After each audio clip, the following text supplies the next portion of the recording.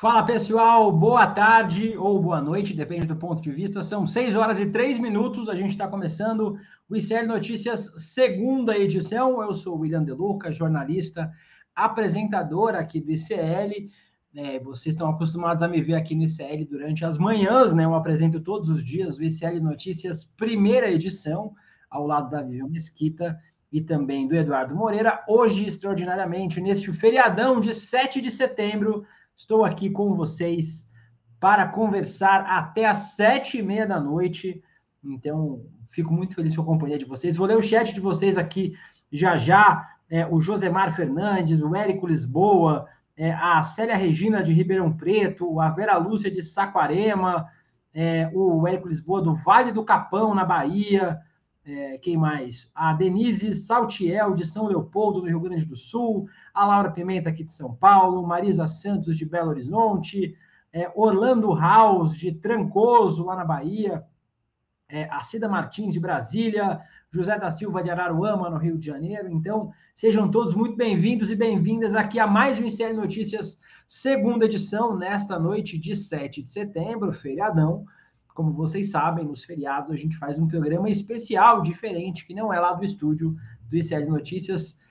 Hoje, durante o programa, eu terei a companhia de Guga Noblar, que já estará aqui comigo, conversando sobre os principais assuntos do dia. Uma bomba hoje, a delação de Mauro Cid. Mauro Cid vai delatar. Vai delatar quem? É isso que a gente vai tentar entender hoje, nesse papo com o meu amigo querido jornalista Guga Noblar. E depois vamos receber Lênio Streck, o jurista, que ontem, não sei se vocês acompanharam, acho que sim, né? O público aqui é muito informado, uma entrevista que o Lênio deu junto com o Deltan Dallagnol, ex-deputado, cassado e procurador, e ex-procurador do Ministério Público.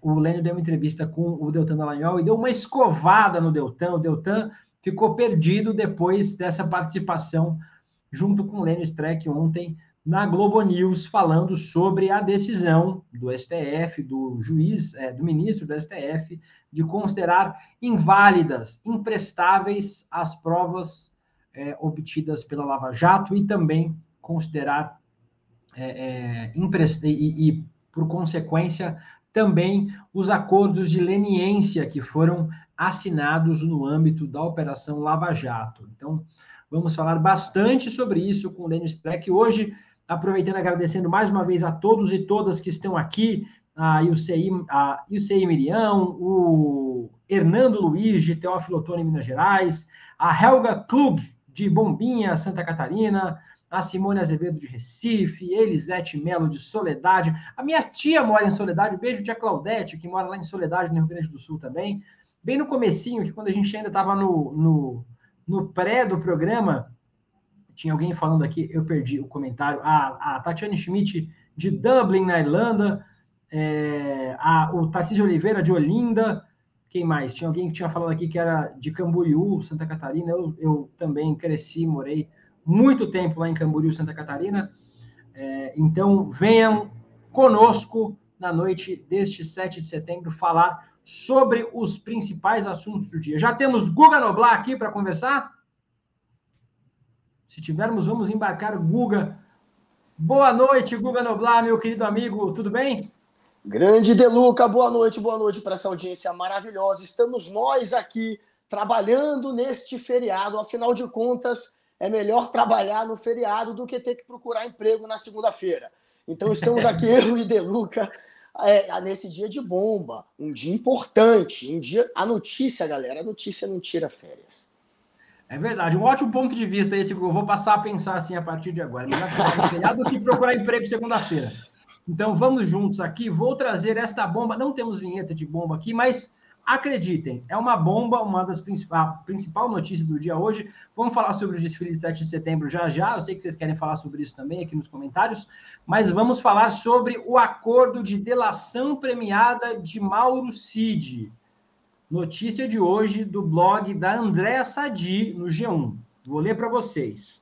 A Polícia Federal aceitou fechar um acordo de delação premiada com Mauro Cid, ex-ajudante de ordem e braço direito de Jair Bolsonaro. Segundo o blog da Sadi, o Cid deu depoimentos e eu estava vendo agora há pouco lá na Globo News, Guga, fizeram as contas, Só no mês passado, o Mauro Cid deu 31 horas de depoimento para a Polícia Federal. Nesses últimos dias, os depoimentos se intensificaram. O Mauro Cid deu novos depoimentos na semana passada e na anterior. Então, chegou-se ao consenso de que Mauro Cid fará uma delação premiada. O Ministério Público Federal ainda vai ser ouvido sobre as condições do acordo que pode ser firmado com o Mauro Cid, e, além disso, a delação precisa ser homologada, ter o aval do Supremo Tribunal Federal, do STF. Guga, a coluna da Andréa Sadi não trouxe a informação, ela não conseguiu apurar qual vai ser o foco da delação, porque o Cid é investigado em vários casos. Lembrando aqui, só para vocês que acordaram hoje do coma, Mauro Cid é investigado por trazer de maneira irregular joias recebidas do governo da Arábia Saudita, vender ilegalmente presentes dados ao governo Bolsonaro, participar da fraude das carteiras de vacinação do Bolsonaro e da filha de 12 anos, a invasão no sistema do CNJ promovido pelo Walter Delgatti Neto, hacker de Araraquara, e o envolvimento em um suposto golpe de Estado. Não se sabe, Guga, o que Mauro Cid falará nessa delação. O que a gente sabe é que só se delata para falar coisas novas e só se delata quem é hierarquicamente superior, né? Você não delata alguém que está abaixo de você. O que você acha que é a delação de Mauro Cid, Guga? Pois é, a história da delação primeiro. A gente precisa, de fato, confirmar se haverá essa delação. A informação partiu, claro, de uma fonte muito confiável, que é a Andréa Sadi, que disse que ele foi lá e se reuniu, esteve no STF e que teria ido lá para confirmar que quer, de fato, fazer a delação. A delação ela só é aceita se for de livre e espontânea vontade. Então, ele teria ido lá para confirmar que, de fato, quer fazer e que partiu dele o desejo de delatar. Isso parece, de fato, ser uma informação completa e que já estaria, portanto, finalizada e bem apurada, mas a gente tem que lembrar que o advogado dele tem feito declarações contrárias, falando que só ia no sentido da confissão. Ele chegou a dizer em off que estava, assim, sendo pensada a delação, mas em on, para o público, ele tem sido muito incisivo em falar que não ia entregar de fato o Bolsonaro. E como você disse agora, a delação só funciona se você apresentar fatos novos, provas, se você entregar novas revelações. Então, a gente primeiro vai ter que esperar para de fato ter certeza se vai ser alguma coisa virá. Ou é confissão, ou agora, ao que tudo indica, a se considerar essa reportagem, uma delação. Então, a delação precisa ser homologada, como você falou, pelo Alexandre de Moraes, pelo STF. E aceitando essa delação é porque, sim, ele vai estar entregando fatos novos. Que fatos novos seriam? É mais provável que tenha a ver com a história do roteiro do golpe. O que a investigação da Polícia Federal está mais atrasada, você apresentou agora vários fatos envolvendo o Mauro Cid. Mas o que ali no caso da falsificação, por exemplo, de vacina, já está muito adiantado. Na questão das joias, também, de certa maneira, já está bastante adiantado a investigação. Onde eles precisam de mais informação seria no roteiro do golpe. Na história das joias, ele pode também ajudar a demonstrar se o dinheiro que foi conquistado, que eles conseguiram com as vendas das joias, parou de fato na conta dos bolsonaros. O que a polícia quer fazer agora é ligar a venda que ele já tem, toda a documentação de que levou, de que pôs em leilão, de que recomprou, isso tudo já tem.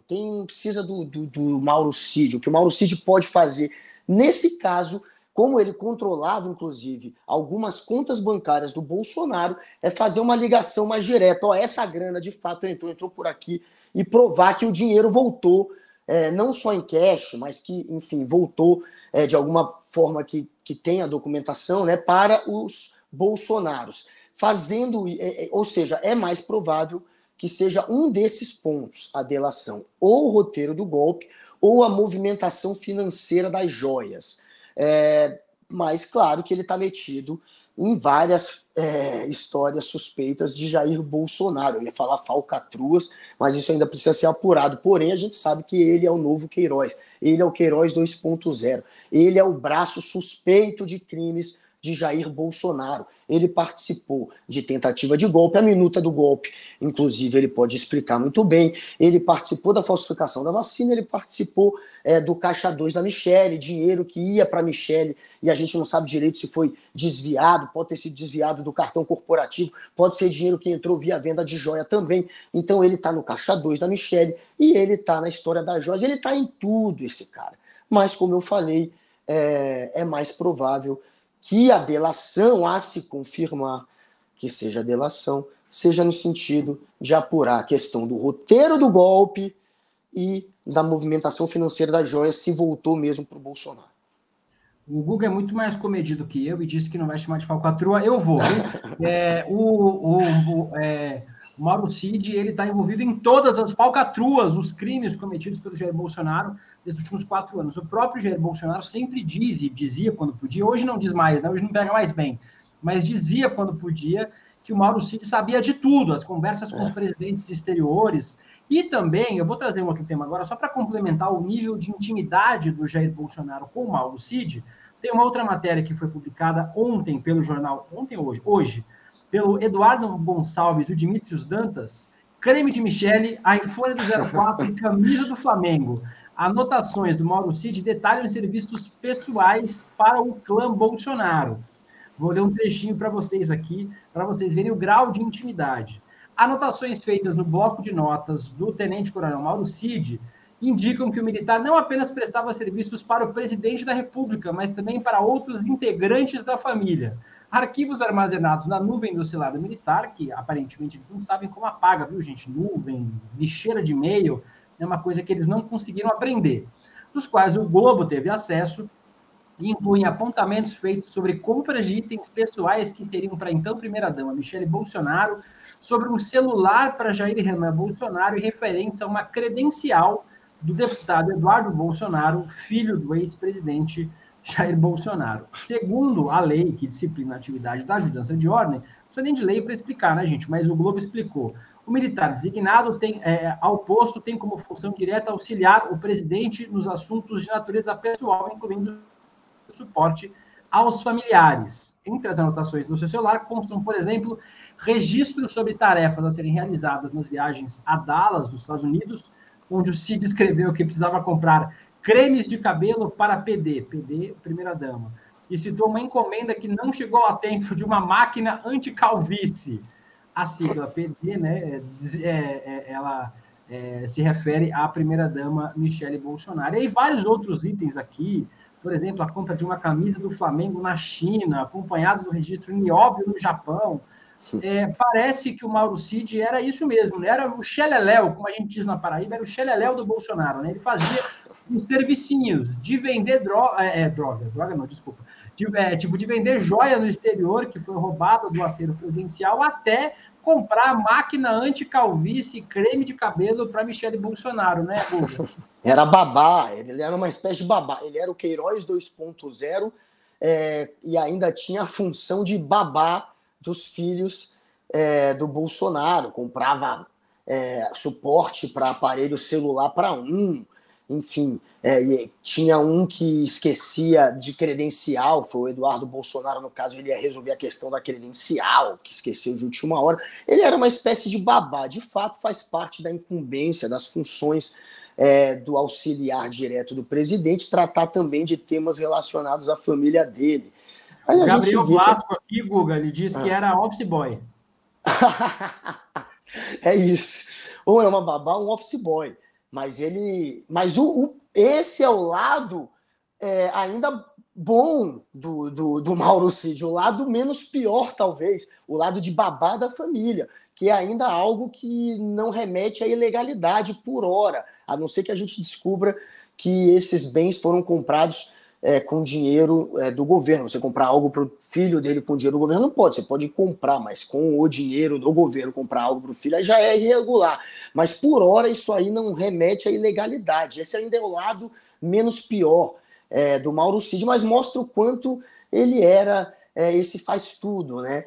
Desde comprar um aparelho para calvície até recomprar as joias para obstruir a justiça e tentar negar que o Bolsonaro tinha surrupiado joias e vendido no exterior e esconder isso do público e, claro, da justiça. Então, ele é o faz-tudo. Ele é a babá, ele é o office boy, ele é o Queiroz 2.0, ele é alguém, portanto, que sabe demais. E essa notícia de confissão ou agora, mais provável, delação, já que ele teria ido ao STF, em sinal de que estaria indo ali fazer de fato a delação, assumir que quer fazer a delação, isso tudo tem um teor explosivo gigantesco. O Bolsonaro agora deve estar se tremendo. O Bolsonaro tem fama de não dormir bem, ele tem insônia, ele dorme muito mal. Com certeza, nesta madrugada, Bolsonaro não vai conseguir dormir e vai, quem sabe, passar a noite tomando leite condensado e refletindo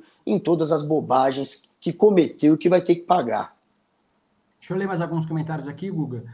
O Antifacho diz que provas ele ainda possui que a PF não tenha. Delação tem que ter prova. Vamos passar pano para o Milico? Eu li esse comentário aqui do Antifacho por dois motivos. O primeiro deles é que o Valdo Cruz, o jornalista da Globo News, também tem um blog no G1, disse para a gente, disse agora há pouco lá na Globo News, que o pai do Mauro Cid, o general Mauro Lourena Cid, também negocia uma delação premiada. E eu trouxe essa matéria falando sobre os servicinhos que o Mauro Cid fazia para o Jair Bolsonaro por um motivo muito simples. Pode ser, Guga, e aí eu vou trabalhar no campo da especulação, é feriado mesmo, ninguém vai me impedir de trabalhar com especulação. Pode ser que a gente tenha crimes que não estão sendo investigados ainda. O Mauro Cid acompanha o Bolsonaro inteiro, ele sabe tudo que o Bolsonaro fez. E ao que parece, depois que o pai do Mauro Cid, né, o general Lourena Cid, foi incluído na conversa, o Mauro Cid começou a mudar de ideia, começou a achar que não poderia mais proteger o Bolsonaro e o pai ao mesmo tempo. Então, existe uma outra possibilidade do Mauro Cid entregar outras coisas, outras provas que talvez nem estejam nos inquéritos que a gente comentou agora há pouco, né, Guga?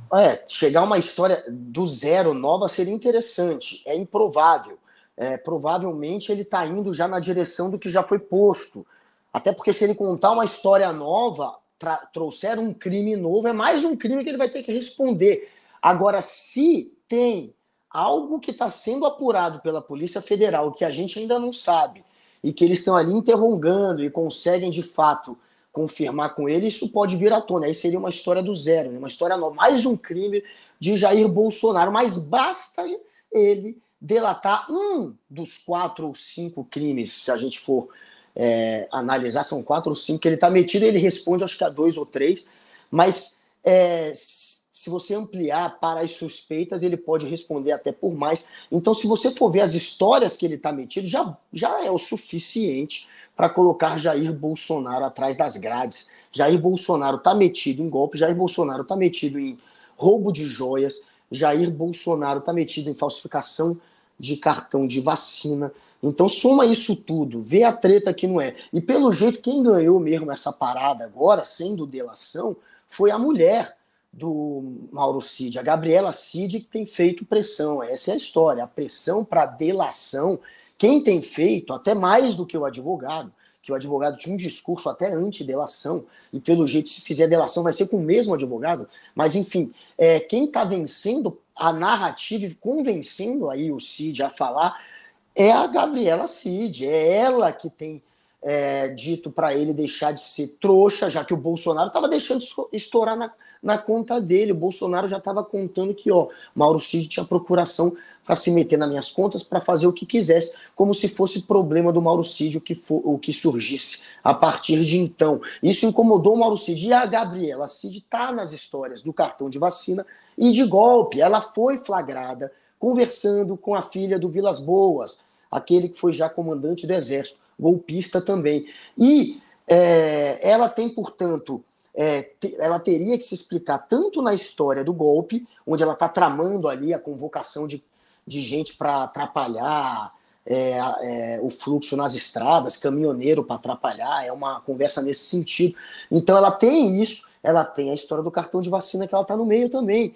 E para aliviar para o lado dela também, não só para o lado do pai do Mauro Cid, o único caminho é a delação. Confessar, você diminui sua pena. Confessar, você pode entregar ao mandante e isso tem um atenuante na lei. Aí você diminui sua pena, já que você não é um mandante. Agora, delatar, você consegue uma premiação, você consegue um benefício. E ele está em busca agora do benefício para a mulher e para o pai. E, lógico, para ele também. A mulher tem feito esse discurso para ele ir para a delação, para que tenha uma pena mínima, para que cumpra em casa, se possível, a pena dele e para que, claro, libere o lado dela e do pai dele também. Deixa eu aproveitar e ler mais alguns comentários aqui. A gente vai mudar de assunto, mais tarde a gente vai voltar com o tema Mauro Cid com o Lenny Streck, tá, pessoal? Só vou aproveitar para ler alguns comentários de vocês. A Natália Oliveira diz que é office boy, na verdade, não é office boy. O Lauro Cordeiro diz, deve estar só o projeto da capa. Lá em Santa Catarina a gente fala só a capa da gaita. Deve estar só a capa da gaita. Se preocupa não, vai ter muito tempo para dormir. A Cândida Braga diz que o Mauro Cid é o Queiroz de farda. O Emerson Almeida diz que a máquina de Covid devia ser para o maquiador, né? Eu já falei, inclusive, viu, gente? Esse maquiador aí devia ser investigado, viu? Viajava com a Michelle para cima e para baixo. Precisava ser investigado, o tal do Agostinho, maquiador da Michelle Bolsonaro. O Jailton Pereira diz, só falta a gente descobrir que o Cid e a Michelle se pegavam no Planalto. Não, que isso, aí já baixaria. Esse é o Série Fofoca, outro programa. O Lucas traz o ponto que eu disse, que eu comentei com o agora há pouco, se é possível que o Cid tenha delate crime que a gente não conhece. O Lula disse que é pouco provável, mas pode acontecer. A gente torça que aconteça, né? Para que ele delate todos os crimes possíveis do Bolsonaro, para que ele seja punido.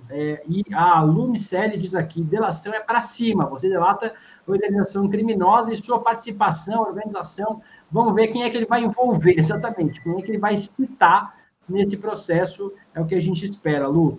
E aí, a Maria do Socorro falou, 7 de setembro da revelação, vamos falar sobre ele, o 7 de setembro, obrigado pela introdução do tema aqui, Maria. E eu vou trazer para vocês aqui o tema do 7 de setembro. A gente está no dia 7 de setembro, hoje a gente teve desfile militar, né? Eu vou já trazer a minha opinião para vocês, depois eu vou ouvir a do Guga sobre isso. Eu acho insuportável. Por mim, acabava, não tem nenhum sentido em ver tanque velho na rua e gente fantasiado de militar. Um amigo meu, o Bosco Caminha, lá do Recife, manda um beijo, inclusive, para o Recife, para todos os pernambucanos que estão assistindo aqui, e também para o meu amigo Bosco, ele disse que o pai dele, o painho dele, dizia que dia 7 de setembro é dia da lavanderia, só tem trouxa e tanque na rua. Mas quem quer participar, pode participar à vontade. Eu acho que não faz muito sentido participar, mas protocolarmente o presidente Lula, seguindo um protocolo muito antigo no Brasil, promoveu em Brasília o dia da independência do Brasil, os festejos, né, do dia da independência, e aí a gente tem as imagens. Eu vou trazer algumas para vocês verem e o Guga vai poder comentar. Vamos começar, pessoal, com esse VT Permissão aqui, que é o militar pedindo para o presidente Lula para começar o desfile de 7 de setembro. Vamos ver esse vídeo primeiro. Comandante militar do Planalto, solicito permissão a Vossa Excelência para dar início ao desfile cívico-militar em comemoração ao 201º ano da independência do Brasil. Permissão concedida.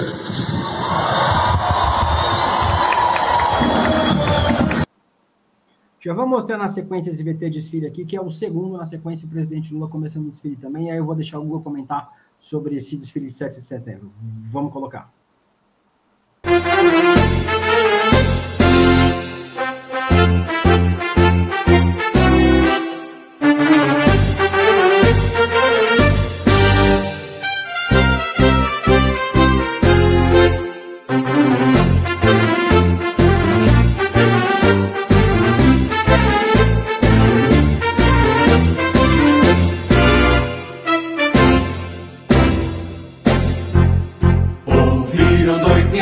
Margens plácidas de um povo heróico brado retumbante. Nós vimos aí, Guga, vídeos institucionais, né? Vídeos que foram divulgados pela Presidência da República e também pela TV Brasil. E aí eu vi um comentário da jornalista Marcela Rahal, que ela fez uma coluna na Veja falando que o 7 de setembro voltou a ser meio brega, meio cafona, meio protocolar, assim. Acho que é como tem que ser, né, Guga? É claro, o 7 de setembro, por mais enfadonho que seja essa comemoração, ela serve politicamente para se construir pontes. É importante para o Lula manter essa festa, até para ele manter uma ponte, um momento onde ele constrói, reforça a relação que ele precisa ter com os militares. Imagina se ele tira essa festa, o chororô dos milicos, que não seria. O Lula precisa seguir uma estratégia de ter os militares ao lado dele. Por mais que a gente saiba que as Forças Armadas eles não são uma força, um poder. Eles não são um poder constituído, mas eles são importantes para a manutenção da governança e da ordem de um país. Então, não tem como a gente negar o peso que os militares têm.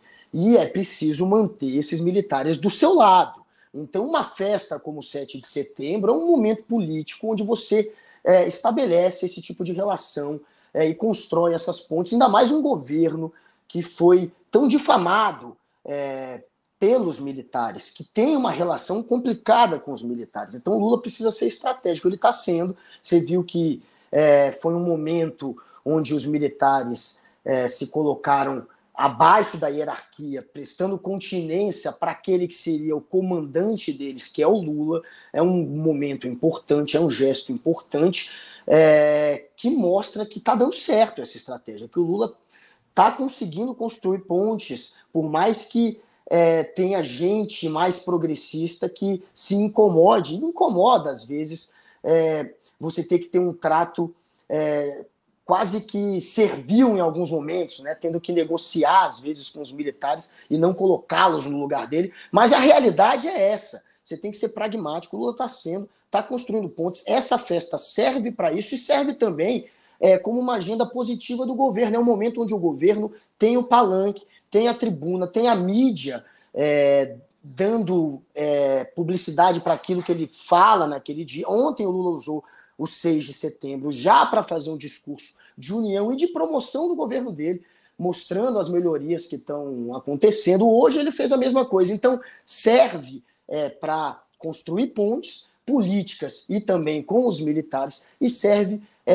para que se tenha essa agenda positiva do governo, para o governo poder falar, ser ouvido, e para que isso repercuta, e isso repercute neste dia. Inclusive, a reforma ministerial, que é muito negativa, onde está se abocanhando ainda mais espaço para o Centrão, ela acabou ofuscada, tanto pelo Lula, quando ele falou que preferiu o voto secreto no STF, e no lugar de se discutir a reforma ministerial, a imprensa inteira embarcou nesse assunto que é completamente irrelevante, já que não vai mudar nada, essa opinião dele.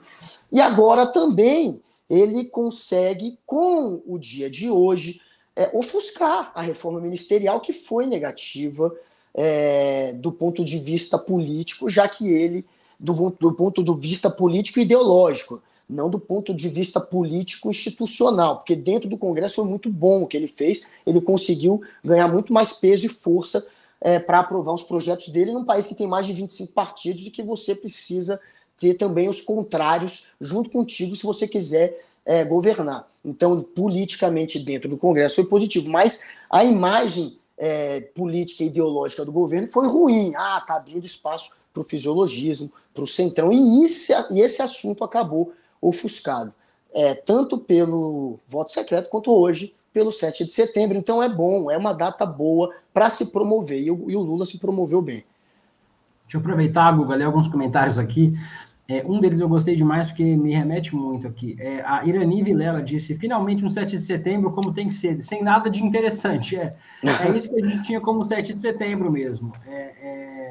A Nádia Scavacini, ela aqui me representa muito, assim.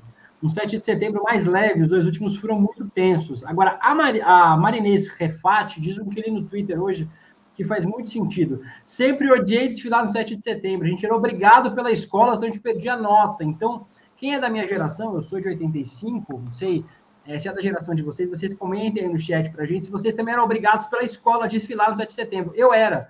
quando eu era mais novo, nos desfiles lá em Balneário Camboriú, quando eu fiz o meu ensino fundamental, meu ensino médio, a gente tinha que desfilar na Avenida Brasil, lá em Balneário Camboriú, marchando no dia de 7 de setembro, no desfile militar. A gente perdia metade do nosso feriado fazendo desfile, então por isso que a gente odiava. Então fica aqui, Marinês me representou demais. Mas eu quero ler um comentário aqui do Marcelo Sampa, que provavelmente não é um apoiador do presidente Lula, que diz o seguinte: estão apelando depois do fracasso de Lula no desfile de 7 de setembro.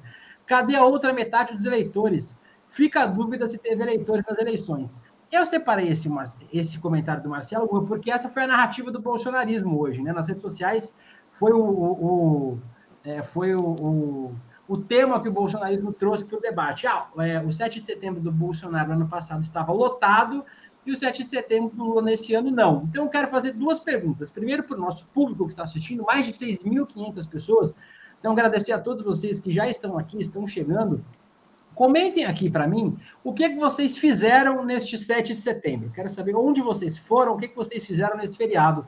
Por que vocês não foram no desfile militar? E segundo, Guga, essa narrativa é a única coisa que ainda sobra para o bolsonarismo, né? Dizer que, na verdade, o Lula não teve votos porque o 7 de setembro não tinha ninguém no 7 de setembro do Lula, apesar de que, segundo os dados da Polícia Militar, mais de 50 mil pessoas acompanharam aí em Brasília o desfile de 7 de setembro. Essa foi a narrativa que sobrou para o bolsonarismo. É uma bobagem isso, De Luca. De Luca, você mesmo agora falou o quê? Que nem deveria acontecer essa festa. E essa é com certeza a opinião de boa parte dos eleitores do Lula. O Lula não tem esse público coxinha que fica babando os militares, que fica ali sendo viuvinha de ditadura. Essa turma é que geralmente curte o 7 de setembro, é quem, de alguma maneira, tem simpatia pelo Exército, pelas Forças Armadas. Paquita de pintor de meio-fio, Guga.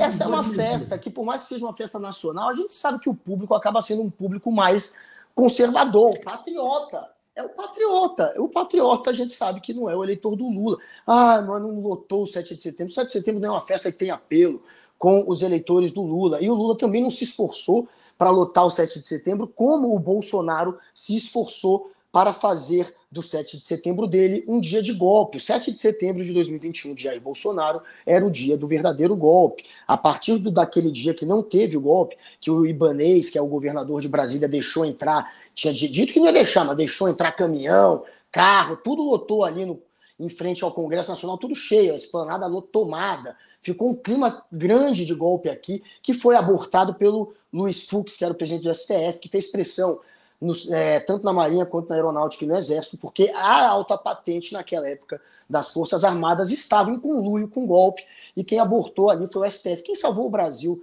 do golpe foi o STF, e depois, de fato, o Bolsonaro foi perdendo força no Exército, nas Forças Armadas, depois do 7 de setembro de 2021. Mas o 7 de setembro para essa turma era isso, era o dia do golpe, era o dia da revolução, então é claro que eles tomaram as ruas. E eles não tomaram no sentido de querer comemorar a independência do Brasil. Muitos deles, a grande maioria, foi com esse espírito de ódio, de revanche, de fascismo, de querer atacar o sistema. É por isso que ele lotou. É uma festa de coxinha, e ele ainda fez esse discursinho de golpe e acabou inflamando a turba dele, e eles compareceram. Só que ele, apesar de se vender como imbrochável, a gente sabe que ele é um amarelão. Então, não funcionou o 2021, ele chegou perto, e depois ele perdeu força, e mesmo assim ele ficou nos bastidores, por trás dos panos, incentivando a claque. Eles incentivou esse golpe do dia 8 de janeiro, que foi foi aquele pessoal que estava frustrado porque não tinha tido o golpe no dia certo e falou vamos de qualquer jeito, também foi incentivado até o último momento, por trás dos panos, pelo Bolsonaro. Ele em qualquer momento poderia ter acabado com aquilo e não acabou. E depois que estourou a bomba, que eles foram presos, deixou no colo da turba, deixou no colo dos militantes. Então, hoje, se Bolsonaro, como quisesse convocar os militantes para a rua, e uma parte dos militantes tentaram fazer essa convocação, não vai ninguém, como não foi ninguém. Bolsonaro perdeu a credibilidade até com os golpistas que acabaram presos e abandonados por ele. Tem várias pessoas aqui, Guga, reclamando. Eu amo, assim, gente, eu estou nas redes sociais para reclamar, viu? Se eu tivesse para agradecer, eu estava em Aparecida do Norte. Aqui eu estou para reclamar mesmo, junto com vocês. A Carmen Lins falou que foi no Grito dos Excluídos, e é verdade, mais de 1.000 cidades no Brasil tiveram atividades do Grito dos Excluídos. É um evento que acontece também todo dia 7 de setembro, desde 1994, onde a gente traz as pautas dos movimentos sociais, as pautas contra contra os abusos do capital, do neoliberalismo, das opressões. Então, também fica o registro do Grito dos Excluídos. A Sandra Nunes disse que maratonou série do Netflix. Quem gosta de milico e miliciano é o gado.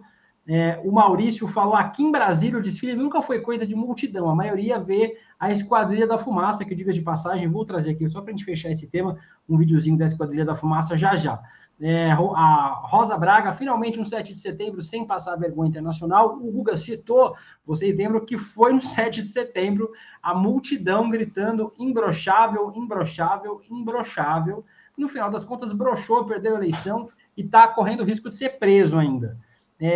Dierone Souza falou que passou em casa fazendo trabalho da faculdade. O Marcos Vinícius passou fazendo faxina em casa. A Irani Vilela falando sempre foi esvaziado na cidade dela, era dia de ir à praia. Hoje ela trabalhou o dia inteiro, não conseguiu ir na praia. Ana Carolina falou que fez churrasco. O Matheus falando que estava trabalhando hoje para folgar amanhã. Então, pessoal, o pessoal não foi no 7 de setembro. A Cláudia falou que foi também no Grito dos Excluídos. Então, só registrando aqui, o pessoal não foi, o pessoal estava vivendo, estava na praia, fazendo churrasco, conversando, em família, descansando, que é o que a gente costuma fazer nos feriados. A gente não faz. Eu nunca, desde que eu parei de ser obrigado pela escola, eu nunca mais fui num desfile de 7 de setembro. Não vai ser agora com o presidente Lula que eu vou. Desculpa, presidente Lula, não vai ser o caso, viu? Só para eu fechar aqui esse tema, Guga, as pessoas falaram da Esquadrilha da Fumaça, eu vou mostrar 2 vídeos. Alguém comentou, cadê? Aqui, ó, o EC Medeiros, que está assistindo sempre o programa, um beijo para você, Medeiros, falou que o ponto alto foi o Zé Gotinha. Bota o Zé Gotinha aí no desfile do 7 de setembro para a gente ver.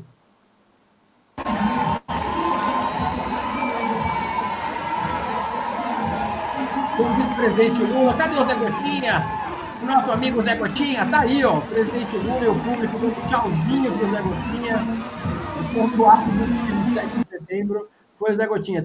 Tem mais um vídeo do Zé Gotinha, vamos mostrar aí. De propulsão nuclear. Aí, ó. Grande Zé Gotinha. Presidente Lula dando tchauzinho pro Zé Gotinha. E isso aumenta a nossa capacidade de dissuasão. Do a gente ter militar. esses submarinos em O nossas alto águas. foi a participação do Zé Gotinha. E juro, para fechar mesmo o assunto dos desfiles militares, porque não é um assunto que me agrada muito, eu vou trazer para vocês, só para a gente fechar, um videozinho de soldados do Exército indígenas cumprimentando o presidente Lula nos seus idiomas, nos idiomas dos seus povos.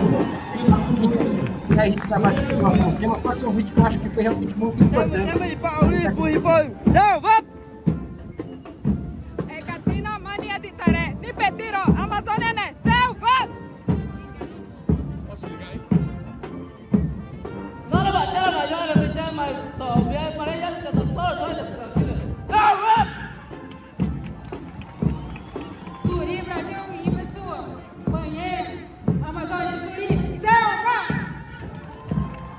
Tá bom, Jaigão, pode tirar. A gente já viu e... só que, mesmo sendo a mesma coisa chata, enfadonha de sempre, né, Guga? Pelo menos teve um twist a participação do Zé Gotinha e de militares indígenas falando os seus idiomas nesse 7 de setembro, para ter pelo menos uma coisinha diferente, uma coisinha melhor do que os 7 de setembro normais, né? Finalmente, Zé Gotinha tendo a posição que merece, o destaque que merece, né? Ele que foi tão difamado e atacado nos últimos 4 anos, exatamente porque representa a ciência, a vacina, o progresso. E a gente sabe que o Bolsonaro é um cara praticamente medieval, até antivacina esse cara é. E o bolsonarismo, o gado, esse bando de zumbi, que ainda existem, hein? Eles estão em extinção, cada vez menores, cada vez com menos força, mas ainda existem. Esse gado zumbi golpista, anti-vacina, anti-Zé Gotinha, que inclusive tentou hoje fazer algum tipo de barulho, né? Silas Malafaia, que faz parte aí desses zumbis ainda, que ainda resistem, bolsonaristas, ele tentou convocar a turba com um discurso anti-STF, anti-sistema, um discurso golpista. Ele tentou fazer esse papelão, usaram o vídeo do Silas Malafaia, A extrema-direita usou, isso rodou entre grupos da extrema-direita, eles tentaram convocar a turba deles para fazer pelo menos um barulhinho hoje, e não conseguiram nem um pio. Por quê? Porque Bolsonaro, como eu falei, ele perdeu a credibilidade até com o gado dele. Eles perceberam que foram bucha de canhão e que foram abandonados quando foram presos no dia 8 de janeiro, e é claro que tem que ser muito estúpido para repetir esse mesmo erro. Então não deu certo, mas Silas Malafaia bem que tentou. Agradecendo aqui as mais de 7.200 pessoas que estão vendo a gente simultaneamente, então agradecido a todos vocês. Lembrando, pessoal, deixem seu comentário aqui do lado, curtam o vídeo, compartilhem, é importante para a gente demais, para a gente chegar a mais gente. Já vou falar sobre a campanha de independência do ICL Notícias, e aí a gente vai falar mais sobre isso. Mas, por enquanto, peço para vocês sentarem o dedo no like, compartilharem essa live, essa transmissão com mais gente, e deixarem um comentário aqui que ajuda a empurrar o algoritmo das redes sociais para a gente chegar a mais gente. Guga, são 6 horas e 44 minutos, já a gente vai ter o Lênio Streck com a gente aqui, viu? E a gente vai poder conversar sobre a escovada que ele deu ontem no Dallagnol, na entrevista da Globo News, e também sobre outros temas relacionados ao nosso judiciário. Mas, antes do Lênio Streck, eu vou falar sobre um tema que o Guga trouxe para a gente, que é a reforma ministerial do presidente Lula. Vocês acompanharam hoje de manhã no N2, né, no nosso noticiário matinal, que eu apresento nos dias regulares, e ontem também no N2, no estúdio, vocês acompanharam a reforma ministerial do presidente Lula. O presidente Lula promoveu algumas trocas importantes. Ele trocou o ministro dos Portos e Aeroportos, o Márcio França, que agora passa a ser ministro das micro e pequenas empresas, dos empreendedores individuais. No lugar do Márcio França, assumiu Silvio Costa Filho, deputado do Republicanos do Pernambuco, e também trocou a Ana Moser, ministra do Esporte, agora ex-ministra. Em seu lugar, ele mesmo, André Fufuca, que jogou na base do Flamengo, na escolinha do Flamengo. Eu descobri isso ontem, informação maravilhosa. Acho que a única relação com o esporte que ele tem na vida é essa, mas virou o ministro do Esporte, o André Fufuca, deputado do PP do Maranhão. Guga, 2 substituições que renderam muita polêmica nos últimos dias, né? Eu vou comentar já o que eu penso sobre isso, mas queria te ouvir primeiro, né? Você falou que esse 7 de setembro ajudou, né? A fumaça da Esquadrilha da Fumaça deu uma encobrida nessa troca ministerial do presidente Lula, que era necessária, né? PP e republicanos embarcam no governo, mas que, obviamente, são sempre trocas que a gente não queria ver, né? Pois é, a Janja reclamou. É uma troca que, claro, que incomoda a esquerda. É uma troca onde você está loteando claramente o seu governo para colocar ali na sua base de apoio partidos que ainda não estão tão assim dentro do seu governo.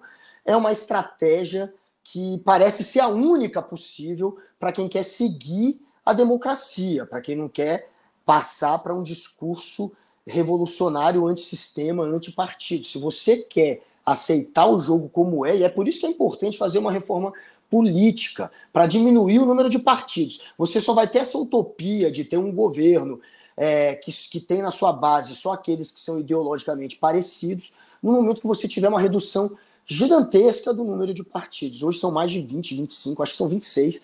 E tem, sim, projetos de reforma política que tentam levar isso para até 10 partidos, ou até menos, que é o ideal. Aí sim você vai ter uma condição de força, onde você vai poder ter uma base de apoio de partidos menor do que hoje. Hoje você precisa de uma penca de partido para ter a maioria da Câmara e do Senado. E você só tem essa penca de partido se você loteia o seu governo.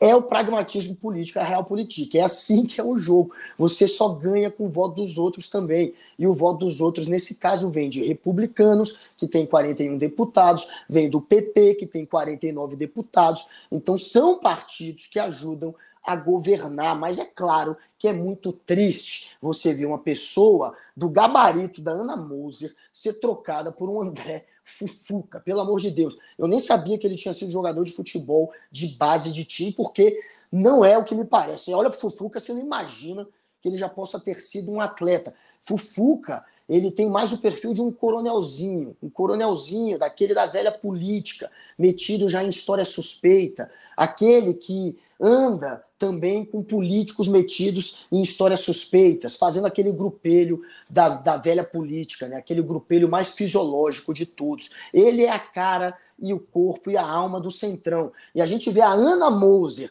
dar lugar para alguém como esse sujeito, é claro que é muito triste. E só para terminar, tem uma história do Fufuca, que um jornalista amigo relatou, até no Twitter dele, que quando ele foi entrevistar o Fufuca, há muitos anos, Fufuquinha ainda, ele ainda é novo, mas ele era mais novo ainda. Um pequeno Fufuca, Um pequeno Fufuca, ele entrou lá na sala do partido e ele viu que todo mundo reverenciava o Fufuca. Fufuca um moleque ainda, 20 anos, sei lá. E todo mundo tratando o Fufuca como um rei. Até o momento que o Fufuca... Olha o relato que o cara faz. O Fufuca estica a mão para um dos auxiliares beijar a mão dele. Quando o cara entrou na sala, ele pegou a mão do Fufuca e beijou. O jornalista não confirma se a boca encostou na mão, mas todo o gesto de se abaixar para beijar a mão do Fufuca, ele confirma. Provavelmente encostou o lábio na mão também. Mas daí você vê a imagem, o perfil de um sujeito como o Fufuca. Mais um coronelzinho da velha política. Infelizmente, ganhando espaço no governo do presidente Lula. Para o Lula, tem esse lado de que agora, de fato, vai facilitar a negociação com esses partidos na hora de aprovar o que ele precisa, e ele cedeu bem menos, isso a gente tem que registrar, do que o Centrão queria. O Centrão queria ministérios mais poupudos, que pudessem ser usados basicamente para que eles pudessem distribuir dinheiro de emenda parlamentar. Eles não conseguiram, o alvo principal era o Ministério do Desenvolvimento Social. Eles não conseguiram. Então, também quiseram, até sonharam com o Ministério da Saúde, a educação tentaram falar, que seria uma patetice, né, entregar para essa gente. Mas não conseguiram o que queriam, ficaram com bem menos, e agora, teoricamente, o Lula vai ter uma governabilidade um pouco mais tranquila. Não é só isso, né, Guga? O que a gente sabe é que, além desses ministérios, e lembrando, o Ministério do Esporte vai ser turbinado agora com 4 novas secretarias e também vai receber os recursos das apostas esportivas que vão ser regulamentadas nos próximos meses. Então, é um governo que vai ter mais orçamento para tocar. A outra pasta, a de portos e aeroportos, também é uma pasta que tem uma quantidade razoável de recursos, que faz novos aeroportos, novos portos, reformas e mexe muito em algumas regiões do Brasil, mas não deve parar por aí, né? A informação que a gente tem é que essa reforma provavelmente ainda vai incluir a Funasa, que foi recriada a pedido do Centrão, e também a Caixa Econômica fechada com a Margarete Coelho, advogada de Arthur Lira, e mais 12 vice-presidências. 12, eles querem pegar tudo, todas as diretorias, são 12. O PT quer ficar com 2. Mas o que está convencendo o Centrão, como eu falei, não conseguiu os ministérios que desejava, apesar de estar pegando, claro, todo ministério você tem como, enfim, tem o interesse, tem dinheiro, tem cofre, enfim, vale a pena estar em qualquer ministério, digamos assim, mas é óbvio que eles tinham os prioritários que eles não conseguiram. E o que fez fechar a conta, o que fez com que o Centrão se convencesse a bater o martelo é esse ponto que você está falando agora, Deluca. Principalmente a Caixa fechada, como você falou, dando todas as diretorias para a turma do Arthur Lira. O PT quer pelo menos permanecer com 2. Essa é a negociação do momento. Gente, é só para lembrar aqui vocês, eu estou lendo os comentários de vocês e é verdade, a gente entende. O próprio Guga falou para a gente agora um termo que a gente usa, que não tem muita tradução, que é a tal da realpolitik. A gente sabe, o jogo é esse. Eu sempre falo no programa, vocês acompanham o programa todos os dias, o N1 de manhã, vocês sabem que eu digo isso. Não existe gente boa no Centrão, essas pessoas estão envolvidas ou com problemas de corrupção, ou com denúncias de todo tipo de denúncia possível, ou não tem capacitação para ocupar um cargo de ministro. Então, se você for achar um ministro bom no Centrão, você não vai encontrar. Essas pessoas não estão no Centrão, elas estão nos partidos progressistas. Mas como o Congresso é composto majoritariamente por deputados do Centrão, da direita, da extrema-direita, lembrando que o Fufuca fez campanha e votou no Jair Bolsonaro, essas pessoas estão nesses partidos, e esses partidos precisam ser contemplados nas reformas. Apesar de que o presidente do PP e o presidente do Republicanos disseram que isso não significou um embarque no governo. Os partidos, segundo ele, os dois presidentes, né, do Republicanos e do PP, continuam independentes. Ou seja, o que a gente deve ver nos próximos períodos votações mais folgadas para o governo Lula, mais tranquilas, em especial em pautas econômicas, que é onde pode haver um alinhamento, mas nas pautas sociais, nas pautas de direitos humanos, de minorias, essas votações devem continuar muito difíceis, se impossíveis para o governo, né, Guga? Pois é, e como você falou, na questão de comportamento, esse tipo de pauta, ele vai ter que negociar ainda ali no tete-a-tete com o Centrão. Quando for pauta econômica é mais fácil de convergir, é isso que tem acontecido, mas o governo pouco apresentará de pautas que possam levá-los à derrota. O governo não quer perder, então o governo, eu acho que não vai entrar muito em bola dividida. E trazer, como você falou, eles estão dizendo, né, de certa maneira, que ainda são independentes. É claro que estando no governo não tem como você ser independente, mas eles precisam manter esse discurso para manter alguma coesão dentro do partido deles, porque parte dos parlamentares, tanto do PP quanto dos Republicanos, não querem se unir ao Lula. Então eles precisam fingir que não estão no governo, sendo que estão entrando agora no governo. Eles são parte da base do governo, eles têm ministério neste governo, então eles são do governo. E é engraçado isso, porque o Tarcísio, né, ficou fazendo um joguinho de cena. O governador de São Paulo, Tarcísio de Freitas, um mês atrás, disse que se os Republicanos se unisse ao governo Lula, ele poderia até deixar o partido. E a gente sabia ali que era tudo um joguinho de cena, que ele só estava fazendo aquele teatrinho para fingir que não concordava, sabendo que aconteceu o que está acontecendo agora, que o Republicanos entraria no governo, mas para passar para o público dele a imagem de que estava descontente e não parecia que estava querendo mergulhar de vez no governo Lula, o partido dele com ele junto. Então ele fez esse teatrinho, mas pelo jeito era uma cascata. Ele vai se manter nos Republicanos, os Republicanos vai ficar fingindo que é independente, mas ele faz parte do governo sim, e vai ficar mais fácil para o governo Lula negociar. Claro que não tem todos os votos, os 41 votos dos Republicanos, mas fica mais fácil. E o Republicanos é o partido, por incrível que pareça, que mais tem votado junto com o governo Lula. É muito engraçado e contraditório, mas o Republicanos, entre os de oposição, é o que mais tem, e até comparado ao governo, ele está ali entre os mais fiéis ao governo Lula, Republicanos. E agora, com o Ministério, é claro que vai ficar ainda mais fácil negociar com esses partidos do Centrão. Deixa eu aproveitar, são 6 horas e 55 minutos. Eu vou agora chamar a nossa campanha de independência e depois vou chamar um vídeo especial para vocês verem.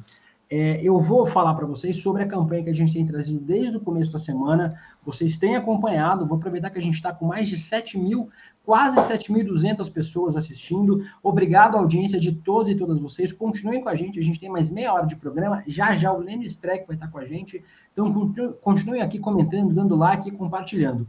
Mas eu vou trazer o que a gente tem falado durante a semana. A gente está muito próximo do lançamento do portal de notícias do ICL. E a gente precisa de vocês. Vocês sabem que o ICL é o único veículo do Brasil e do mundo com zero publicidade, 100% financiado pela comunidade. Vocês, que são alunos do Instituto Conhecimento Liberta, são os financiadores deste canal. Não tem outra fonte de renda, não tem anúncio do YouTube, não tem patrocinador, não tem verba pública, verba de presidente, governador, prefeito. Nós não recebemos verba, não tem superchat aqui. Vocês veem alguns canais, e cada canal tem sua forma de manutenção, pedindo Pix, pedindo superchat. A gente não tem nada disso. Quem financia a gente é você, através do Instituto Conhecimento Liberta. E para isso a gente precisa que vocês continuem colaborando com a gente. A gente precisa de mais membros aqui no canal, que vocês façam a inscrição de vocês e que vocês virem alunos do Instituto Conhecimento Liberta. É um dia especial, é feriadão, mas tem um recado especial para vocês. Vamos assistir.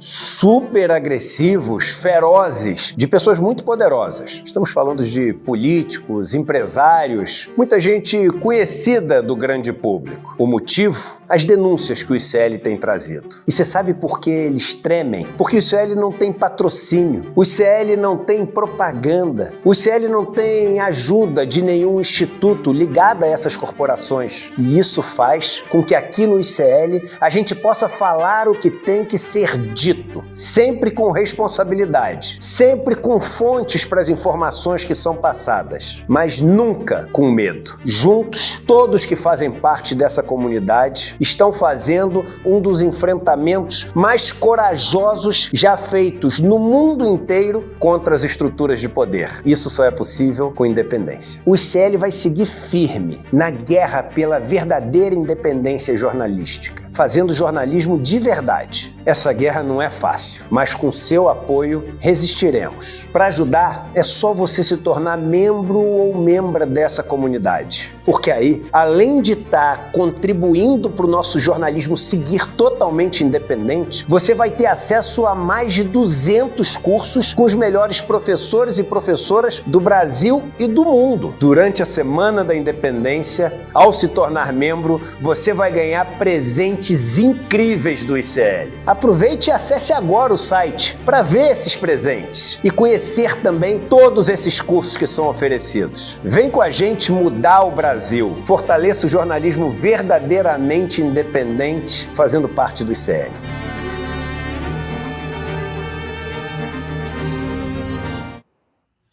É isso, a gente agradece a todos vocês que estão aqui com a gente, que estão assistindo, mais de quase 7 mil pessoas assistindo, né? E a gente agradece muito a participação de vocês aqui. Cliquem no link aqui do lado, virem alunos do Instituto Conhecimento Liberta, que é importante demais para a gente continue fazendo esse trabalho. Então, vocês viram o recado do Edu, vocês estão com o link aqui, icl.com.br, só entrar, acessar, você vai ter acesso a centenas de cursos com os melhores professores do Brasil e do mundo. Então, cliquem lá para conhecer mais nossa grade de professores, e aí vocês podem ajudar a continuar colaborando com esse processo. Vou chamar aqui, a gente tinha um VT para chamar, eu vou ver se a gente, já eu falo com a produção aqui, se a gente consegue passar o VT amanhã, porque aqui já está conosco o professor Lênio Streck. Vamos embarcar o professor Lênio aqui. Professor Lênio, boa noite, bom feriado de 7 de setembro, muito feliz de estar com você aqui com a gente, depois da escovada que você deu no Deltan Dallagnol ontem na Globo News. Boa noite, professor. Boa noite. Opa, professor. Boa noite, William. Boa noite, Guga. Obrigado, Guga, pelo belo post que você fez. Que isso. Obrigado a você. Foi um... Tirou... Nunca uma coisa assim, recentemente, deu tanta repercussão, né? Porque é uma coisa que está muito atravessada também. A Lava Jato é algo que foi o ovo da serpente, né? Aliás, eu dizia isso há muito tempo e vi essa frase agora na decisão do Toffoli. O 8 de janeiro é um lavajatismo reciclado. Veio dali, veio da Lava Jato. O bolsonarismo é algo que veio do lavajatismo. O Brasil é que se faz de tonto, muita gente que não quer se dar conta dessa gravidade. Tudo isso aconteceu lá atrás e pouca gente se deu conta, modéstia às favas, Pedro Serrano e eu e alguns, o Prerrot, né? E antes mesmo do Prerrot, alguns diziam que aí tinha um problema, inclusive nessa questão das provas aí que está na decisão do Toffoli, essas coisas que entravam aqui, o sujeito ia para a Suíça e de lá trazia um pendrive para usar aqui. Não é assim que se faz. E outra coisa que as pessoas não se deram conta, William, que é a soberania nacional. Isto aqui não é um quintal, já foi, mas agora não é mais. Isso aqui não é um quintal de brincadeira que o país fica refém de 8, 10 pessoas. Quantas pessoas estavam na Lava Jato? Quantos procuradores e juízes? E o país ficou refém? O país ficou refém desse pessoal todo? Essa é a questão que nós temos que ver na coluna de débitos históricos. Deixa eu aproveitar só, Guga, só para trazer um pouco de contexto para quem está assistindo a gente, depois eu vou deixar o Guga perguntar. A gente está falando, obviamente, dessa entrevista que o professor Lênio deu ontem à Globo News, ao lado do Deltan Dallagnol, ex-procurador da Lava Jato e também agora ex-deputado federal, depois que perdeu o seu mandato. Tem uma matéria do Globo, assinada pela Paola Serra, que diz: diálogos com FBI e evidências em sacolas de mercado. Toffoli cita conduta de procuradores para anular as provas. Vou ler só o comecinho para poder perguntar para o professor. A decisão que determinou a anulação de todas as provas obtidas no acordo de leniência da Odebrecht, o ministro Dias Toffoli, do STF, argumentou não ter havido investigações à preservação da chamada cadeia de custódia. O termo, de acordo com o Código de Processo Penal, se refere à manutenção da história cronológica dos vestígios coletados em locais de crimes, do seu reconhecimento até o descarte. Ele cita vários itens que não cumpriram essa cadeia e uma decisão muito dura, né, que tem, com críticas, inclusive, professor, de ser muito adjetivada, né? Queria que o senhor falasse um pouquinho sobre essa decisão especificamente, como é que o senhor viu a decisão do ministro Dias Toffoli em relação ao Lava Jato, professor? Bom,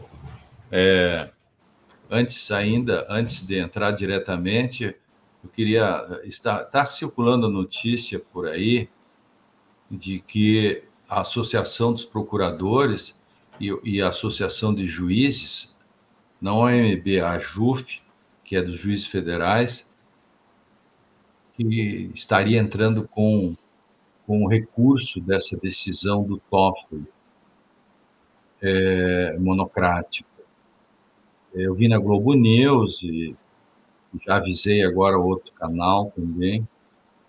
Eu conversei com vários juristas do Brasil e a unanimidade disseram só se a gente perdeu algo no meio do caminho. Às vezes o paciente está na mesa e a gente não vê que a infecção está no dedo e 5 médicos erram.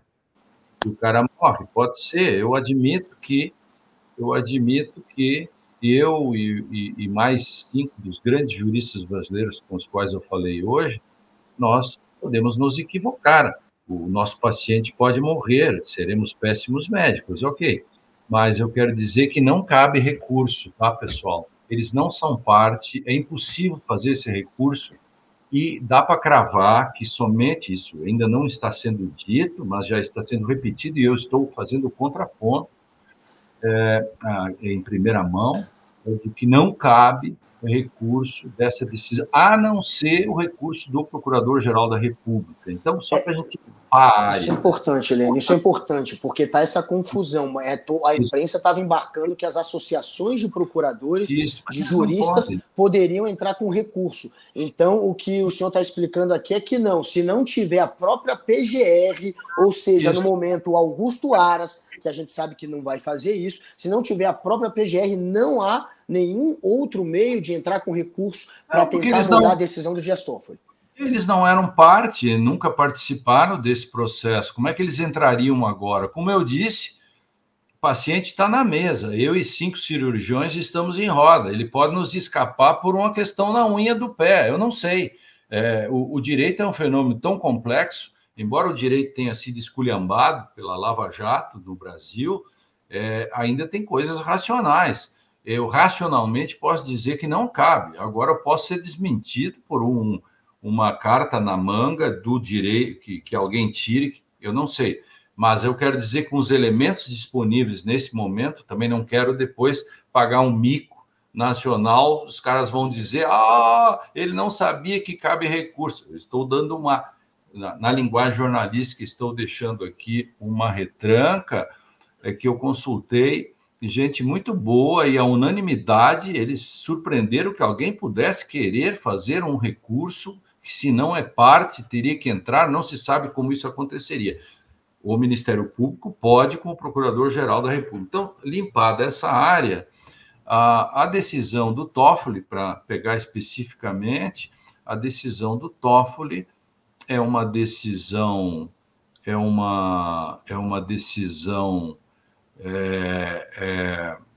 monocrática, né?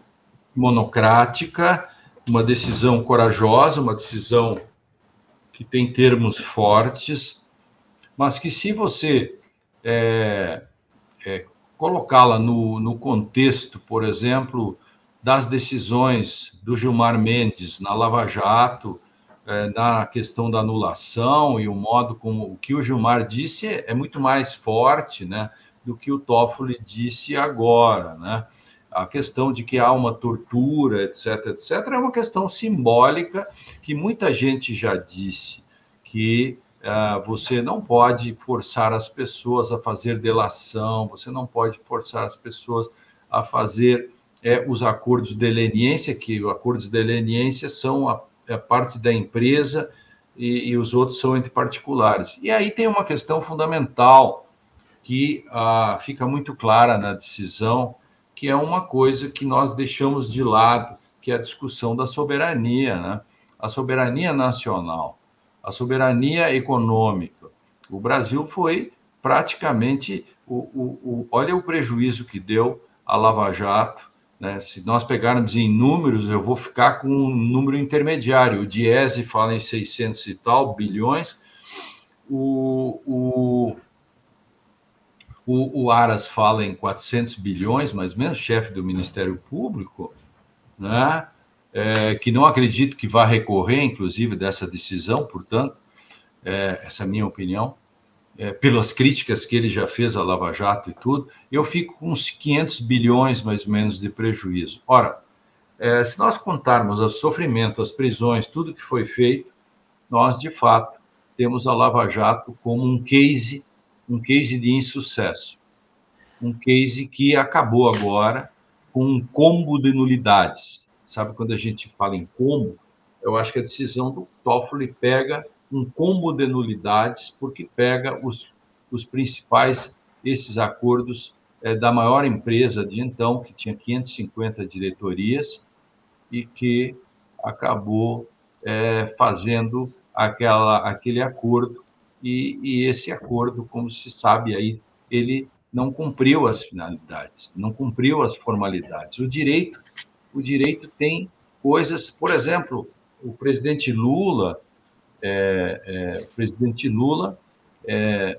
foi libertado e foi inocentado por causa, de um lado, o que é um problema eminentemente processual, que é a incompetência do juízo, e a outra foi um defeito processual, que é a suspeição do Sérgio Moro. E são questões processuais. Esse caso aqui envolve toda a questão da forma que tem que ser dada acordos e que tratam de potências estrangeiras. Se você pegar a cláusula 7ª do acordo de leniência, desse grande acordo que o Toffoli cita na decisão, gente, esse acordo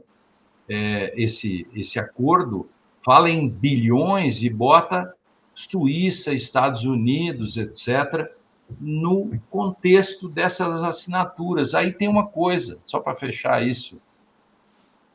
O Ministério Público tem soberania estatal na ação penal, mas ele não tem nada a ver com a soberania nacional.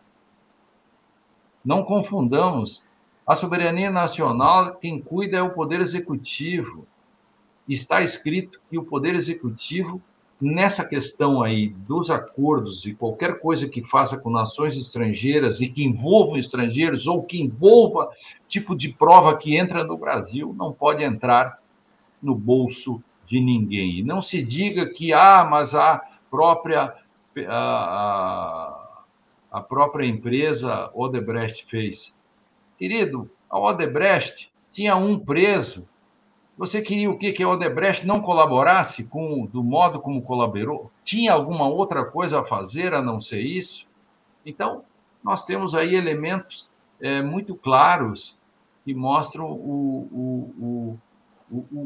muito mais o papel simbólico dessa decisão do Toffoli, que põe uma pá de cal, chama a atenção da nação brasileira, dos problemas que o passado, que refletiu no futuro, representam, e que, se nós não enxergarmos bem, nós não conseguiremos compreender a dimensão de eventuais crises que surjam lá na frente. Lênio, você citou agora já 3 erros, falhas, podemos dizer assim, que levariam à anulação da prova do Lula. A suspeição do Moro, um juiz parcial, o foro errado, não era para ter sido julgado pelo Moro. E também agora as provas colhidas, a maneira como foram trazidas as provas. Né? Então a gente sabe que não é só um único elemento, são vários elementos. Pelo jeito, boa parte da condução da Lava Jato ela está contaminada, não foi um único erro, foram vários erros que eles cometeram. O Dallagnol, ontem, nesta entrevista contigo, ele disse que essa decisão do Dias Toffoli ela pode levar à anulação da condenação ou da investigação que tem como foco 400 pessoas, ele citou esse número, né? 400 investigados que agora podem se aproveitar dessa decisão para se livrar da justiça. Eu conversei hoje com o Cacai, o criminalista, o advogado, e ele disse que não, que 99% dos casos não seriam afetados por uma única mudança que foi essa na questão da leniência da Odebrecht, que essas provas seriam anuladas, mas que isso não levaria ao fim do processo ou não deixaria, não descondenaria essas pessoas todas. Qual que é a sua avaliação? Esta decisão pode servir como base para livrar quase todos os processados, como disse o Dallagnol ontem, enquanto estava sendo entrevistado contigo, ou não pesa tanto assim? Isso é terrorismo do Dallagnol, assim como no tempo da presunção da inocência, o Merval Pereira, por exemplo, dizia que se nós ganhássemos a ação, acho que vocês lembram disso, 170 mil presos seriam libertados. Vocês lembram disso? E lá ficava eu no dia seguinte escrevendo, dizendo, pelo amor de Deus, não é isso e tal. Tanto é que quando terminou tudo, é muito parecido isso. Foi bom você lembrar, Guga, e foi bom você falar com o Cacai, que o Cacai também é um dos que trabalhou comigo, e nós trabalhamos juntos na presunção da inocência. E ele também enfrentou comigo esses memes cotidianos, essas lendas urbanas de que nós soltaríamos 170 mil pessoas. É muito bom que você trouxe isso. Esse paralelo é muito interessante.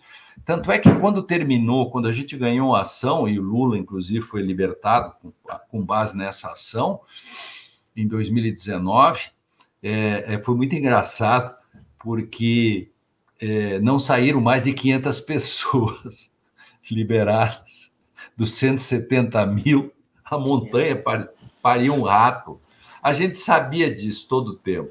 Eu tive muitas brigas, sabe? Nós escrevemos 3 livros, eu fiz 230 e tantos artigos sobre isso, dei entrevista, brigava com as repórteres, aí vinha a menina e dizia assim, mas o senhor não sente remorso se vamos soltar estupradores e tal? Eu disse, minha filha, eu escrevi 70 livros, acredita no tio aqui, o tio sabe do que está falando, olha aqui, olha para mim, olha essa minha barba branca aqui, eu sou do ramo, se eu fosse médico, eu já teria feito mais de 1000 cirurgias, aí você diria, que grande médico, ele já operou o joelho ou o coração de tanta gente, agora só porque eu sou um jurista que escrevi 70 livros, sou o que mais escreveu livros, mas você não acredita no tio aqui? Aí disse, pois é, professor, o senhor vê e tal, dizem por aí, eu disse, mas dizem por aí que eu sou rico e não sou, dizem por aí, tem um monte de coisa que se diz, e agora de novo, então o Dallagnol vem com esse papo aí de que todas... Claro que não é assim. Primeiro, essa decisão do Toffoli é com relação ao Odebrecht. Existe existe um conjunto de empresas, existe um conjunto de réus, tem muitos processos que já foram anulados, ou seja, teria que fazer tem que ter uma mesa muito grande para mapear tudo isso, para poder fazer com o mínimo de grau de honestidade. Eu teria que ter muitos dados na mão para poder, assim, honestamente dizer, Guga e William de Luca vão ser 120 pessoas, vão ser 35, vão ser 4. Eu não sei. Mas 400 com certeza não serão. Com certeza não. Boa. Deixa eu te fazer uma pergunta, Lênio. É uma pergunta e uma curiosidade. Ontem, obviamente, começou o chororô, né, o mimimi, de Deltan Dallagnol e Sérgio Moro, dizendo que a decisão era uma decisão injusta, que ela beneficiava criminosos. Duas perguntas. A primeira é uma pergunta pessoal mesmo. Como foi debater com Deltan Dallagnol? Se é que foi um debate, né? Muita gente chamando de espancamento aqui nos comentários, mas eu vou usar o termo debate, que eu acho mais apropriado.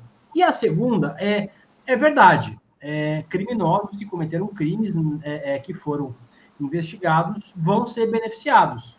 De quem é a culpa por esses criminosos não serem condenados de forma adequada? Quem é que errou para que isso pudesse acontecer? Claro, duas coisas.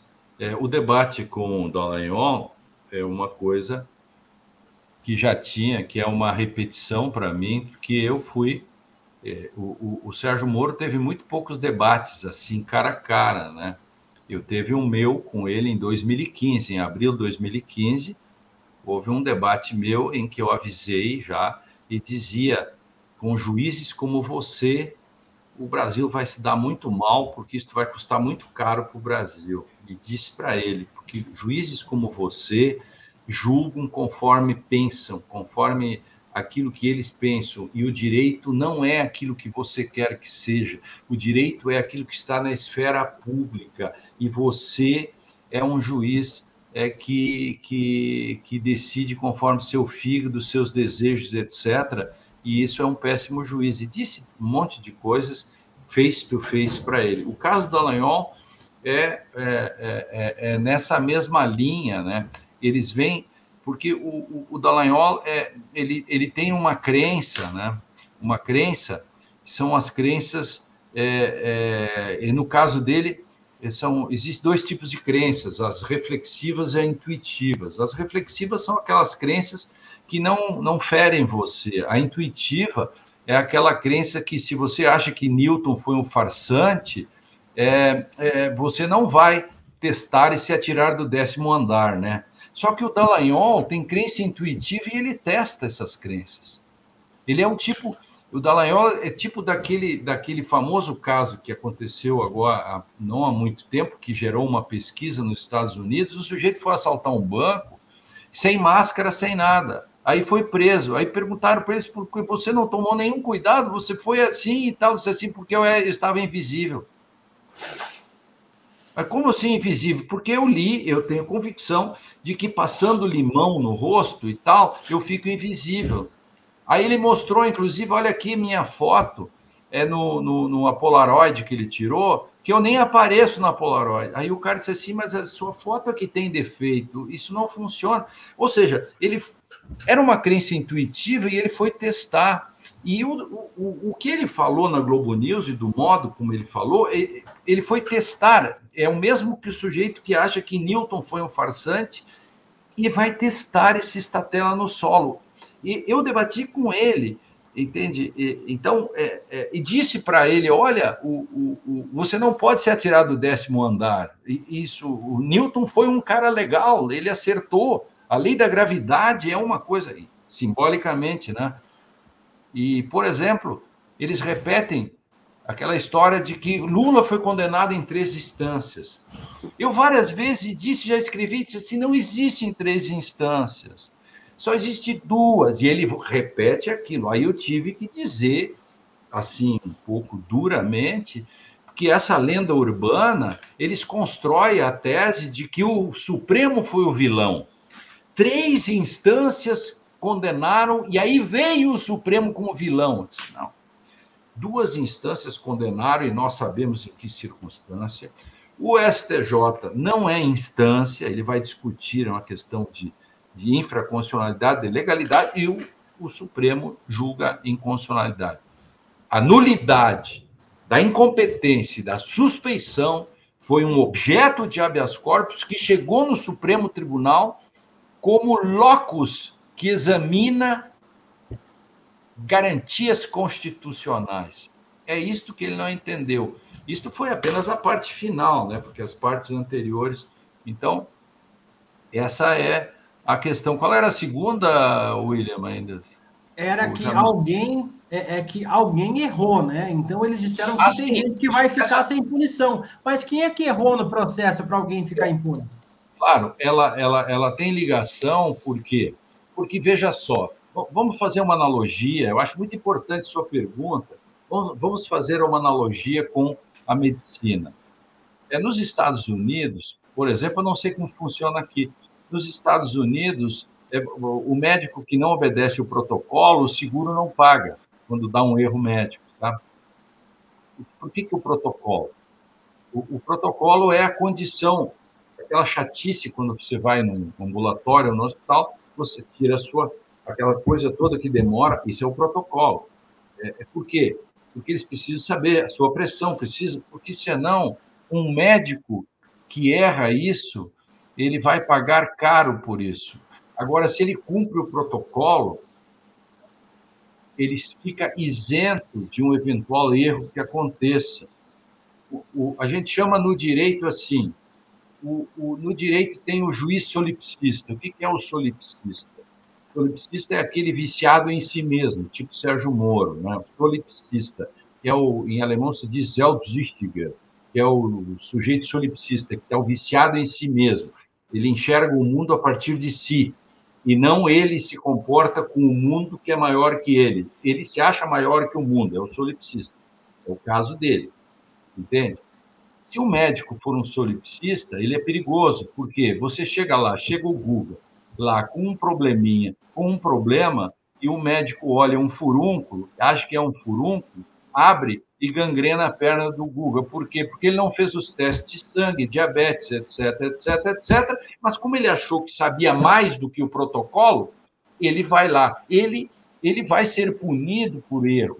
Estou trazendo essa analogia, e te agradeço a pergunta, para mostrar que quem não segue o protocolo tem que pagar por isso. Não a pessoa, por exemplo, a pessoa que é mal condenada ou se anula-se o processo, a culpa não é dessa pessoa e nem do advogado. A culpa é de quem não seguiu o protocolo.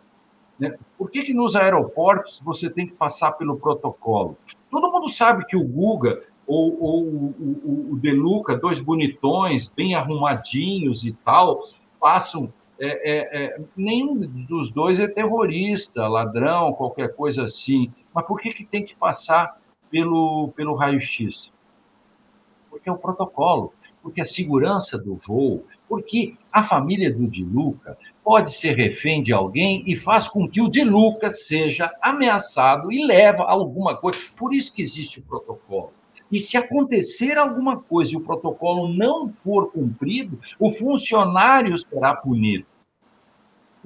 E mais, mesmo que não aconteça nada e se encontrar alguma coisa, o funcionário será punido porque ele não seguiu o protocolo.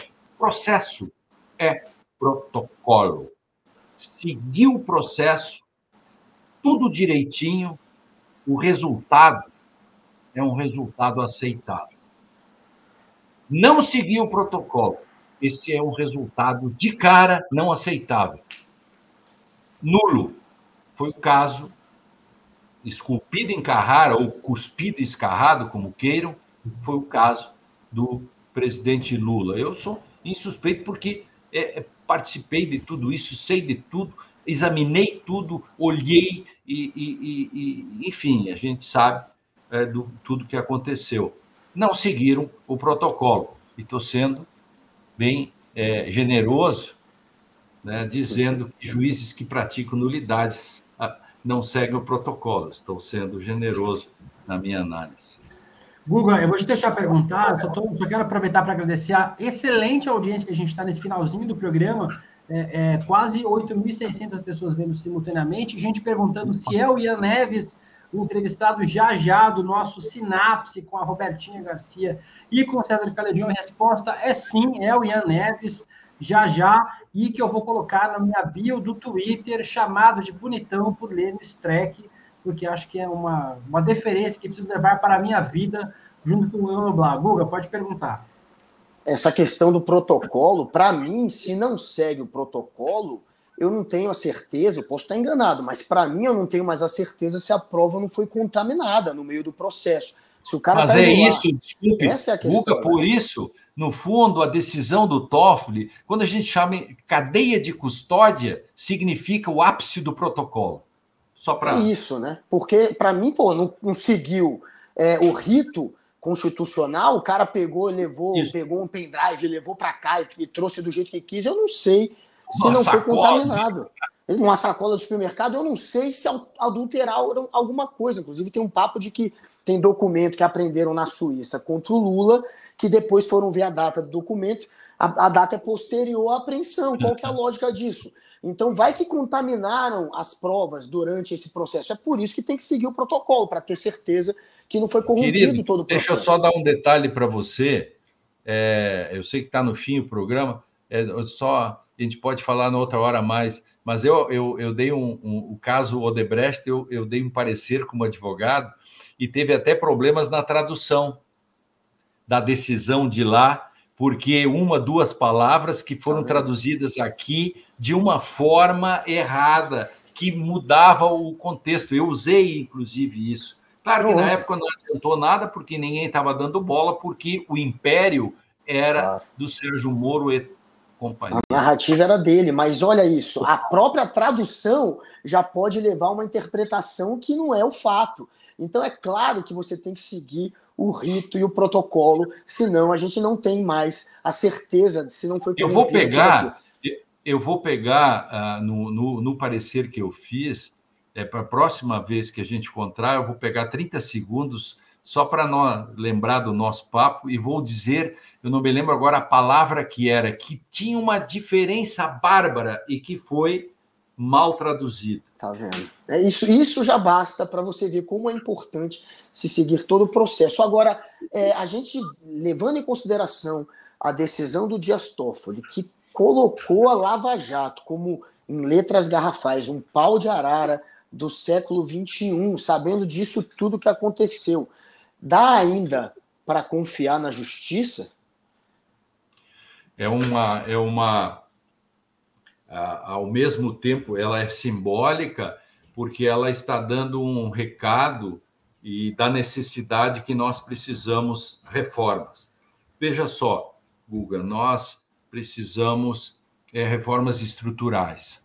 Não adianta nós mexermos apenas nos comportamentos dos agentes que participam disso. Precisa mexer na estrutura. Qual é o paciente zero de uma... Você, quando tem uma pandemia, você busca uma epidemia, o paciente zero, para saber de onde surgiu. No Brasil, o paciente zero no direito está no ensino jurídico, que você precisa modificar urgente, você precisa modificar os concursos públicos, nós precisamos fazer reformas nas instituições, exatamente para que possamos responder a essa tua pergunta de forma afirmativa. Sim, nós temos que poder confiar no sistema de justiça. De Luca, tá sem áudio. Agora tá. É mais fácil no estúdio. No estúdio quem controla é a nossa equipe maravilhosa que está aqui. Inclusive, mandar um beijo para todos eles que acompanharam a gente durante esse programa todo. A Viviane Veras, o Emerson Nunes, o Igor, o Igão, a Bianca, toda a nossa equipe. E se eu esqueci alguém, vocês me lembrem aqui. Mas agradecer a toda a nossa equipe incrível do ICL Notícias, a Márcia Cunha, a nossa Marcinha, o Henrique, que acompanhou aqui todo o nosso ICL Notícias, segunda edição de hoje. Lembrando que daqui a pouquinho, na sequência, não precisa nem sair do link, viu, gente? Vai ser no mesmo link, vocês vão assistir ao Sinapse, com a nossa Roberta Garcia e o César Calejon entrevistando o nosso camarada Ian Neves. Já. Guga, boa noite, obrigado por me acompanhar aqui nesse feriadão de 7 de setembro. Tamo junto, De Luca, tamo junto, meu querido Lênio. Boa noite para essa audiência maravilhosa. E só pedindo para vocês não esquecerem que eu tô no Prêmio Best. Só tem 5 jornalistas agora, eu tô entre os 5 finais aí. Votem lá em mim no Prêmio Best, jornalista. E votem no ICL, que tá na categoria de mídia de opinião. E no Eduardo Moreira, o Edu, na categoria economista. Tamo junto, galera. Valeu, até amanhã. Professor Lênio, obrigado, boa noite. Espero que nós nos vejamos em breve agora, nessa semana que vem. Semana que vem, um abraço, valeu, tchau, tchau.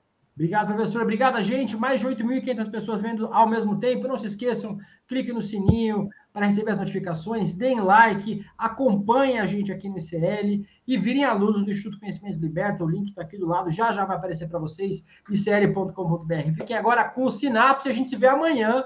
De manhã tem ICL primeira edição com Chico Sá e à noite estarei aqui de novo com vocês a partir das 6 horas da tarde. Boa noite, beijo, tchau! Estamos em guerra pela independência. Eles atacam, tentam nos intimidar, usam as estruturas de poder para distorcer a realidade. Mas não vão nos calar. A gente não se curva, a gente vai à luta. Em um sistema viciado em meias-verdades, nós somos a resistência, nós queremos a verdade. Por isto, levantamos a bandeira da independência. Independência para fazer um jornalismo corajoso, para colocar o dedo na ferida, para denunciar os abusos e as injustiças. Somos independentes dos donos do capital, dos poderosos e das grandes corporações. Aqui é publicidade zero. Só assim honraremos o nosso compromisso com a denúncia. Com a liberdade total de opinião. Essa guerra não é fácil, é cruel, mas com seu apoio e luta, seremos cada vez mais fortes. Junte-se à nossa causa. Junte-se à nossa causa. Junte-se à nossa causa. Fortaleça o jornalismo verdadeiramente independente. Sendo membro do ICL.